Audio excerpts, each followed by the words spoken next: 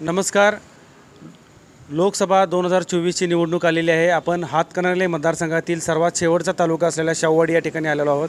या ठिकाणी काही नागरिक आहेत. आपण जाणून घेऊया त्यांची या निवडणुकीकडे बघण्याचा त्यांचा दृष्टिकोन काय, त्यांचं मत कोणाला आहे. नमस्कार. नमस्कार, मी तुकाराम चौगले.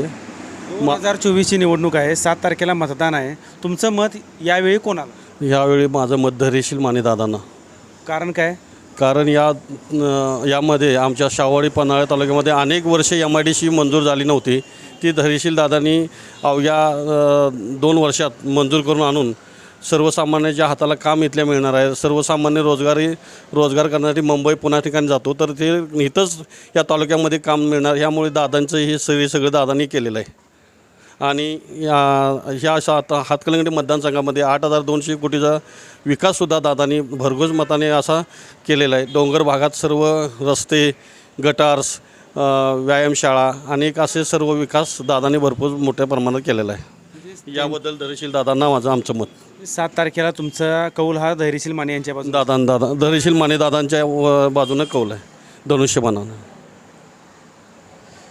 शाहूवाडीसारख्या दुर्गम आणि डोंगरी भागात असलेल्या नागरिकांना येथील MIDC येथील विकास कामं धैर्यशील माने यांनी गेल्या काही वर्षातच 8,000 कोटीहून जास्तचा निधी आपल्या मतदारसंघात खेचून आणला. या गोष्टी या निवडणुकीमध्ये महत्त्वाच्या ठरलेल्या आहेत. त्यामुळं इथल्या नागरिकांचं मत असं झालेलं आहे की ते धैर्यशील माने यांच्या धनुष्यबाणाकडं कौल दिसत आहे.